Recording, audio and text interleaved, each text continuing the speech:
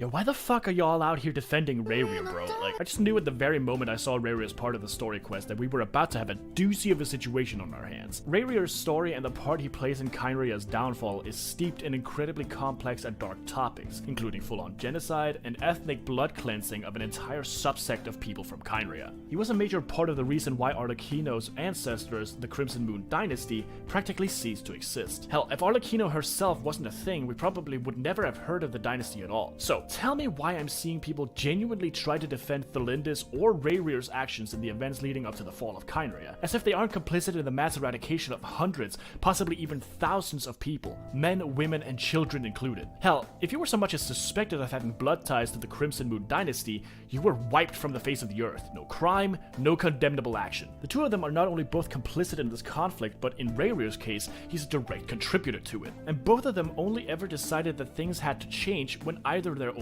lives or the lives of their loved ones were in danger. So only when the conflict affected them specifically.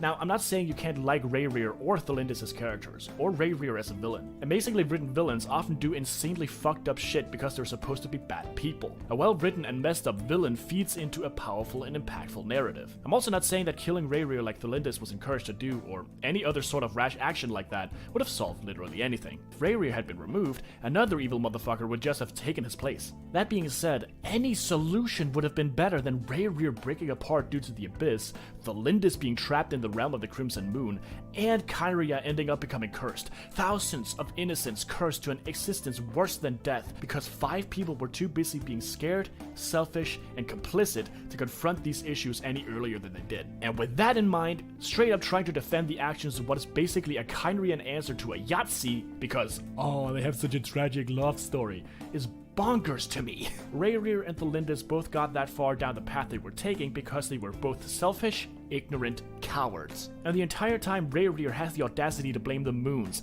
blame the king, blame the circumstances in which he found himself, anyone but himself for what became of him after Thelindis yeeted herself into an alternate dimension to escape the consequences of his actions, and her own inaction. And despite how angry I might come off in this video, I think both of these characters are amazingly written, deeply complex and really realistic characters. Rerir is a god-tier villain that is satisfying to finally take down, and that's because he has a realistic backstory with understandable motivations and reasons for why he acted the way he did. But that at the same time is in no way, shape, or form a reason to defend him, redeem him, or in any way try to absolve him of that responsibility or the consequences of his actions. He is evil through and through, and being an understandable villain you can sympathize with, but at the same time knowing cannot be redeemed, is part of what makes for an incredible villain. Subscribe and follow for more autistically messy rants like this.